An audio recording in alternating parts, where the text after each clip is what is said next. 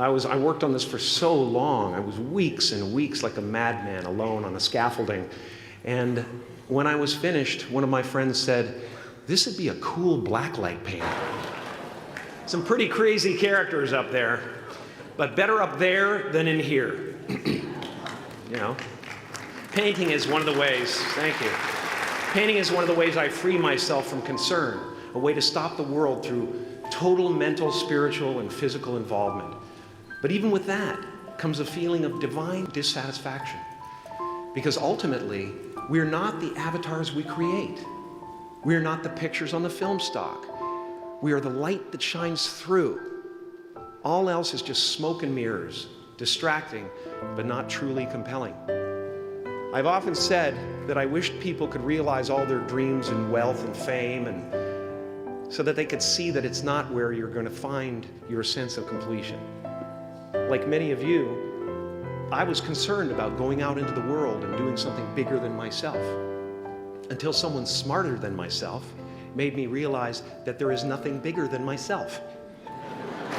My soul is not contained within the limits of my body. My body is contained within the limitlessness of my soul. One unified field of nothing, dancing for no particular reason, except maybe to comfort and entertain itself. Shift happens in you. You won't be feeling the world, you'll be felt by it. You'll be embraced by it. Now I'm always at the beginning. I have a reset button, and I ride that button constantly.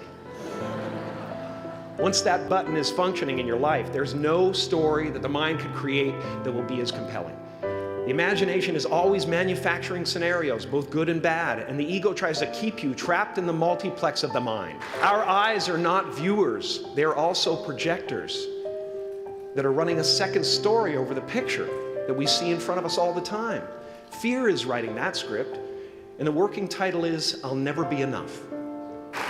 Now you're going to look at a person like me and say, "How could we ever hope to reach those kind of heights, Jim? How can we make a painting that's too big for our home?" This is the voice of the ego. And if you listen to it, there will always be someone who's doing better than you. No matter what you gain, ego will not let you rest. It will tell you that you cannot stop until you've left an indelible mark on the earth, until you've achieved immortality. How tricky is this ego that it would tempt us with the promise of something we already possess?